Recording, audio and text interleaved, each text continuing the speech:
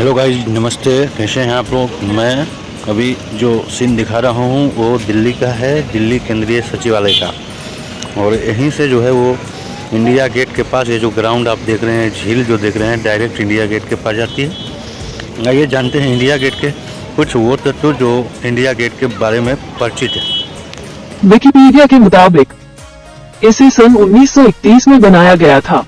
मूल रूप से अखिल भारतीय युद्ध स्मारक के रूप में जाने वाले इस स्मारक का निर्माण अंग्रेज शासकों द्वारा उन 90,000 भारतीय सैनिकों की स्मृति में किया गया था जो ब्रिटिश सेना में भर्ती होकर प्रथम विश्व युद्ध और अफगान युद्धों में शहीद हुए थे। प्रथम विश्व युद्ध और तीसरे एंग्लो अफगान युद्ध में ब्रिटिश इंडियन आर्मी के लगभग 90,000 सैनिकों ने शक्तिशाली ब्रिटिश साम्राज्य को बचाने में अपनी जान गंवा दी थी। इन्हीं सैनिकों के सम्मान के लिए इंडिया गेट का निर्माण किया गया था। इंडिया गेट के पीछे क्या है?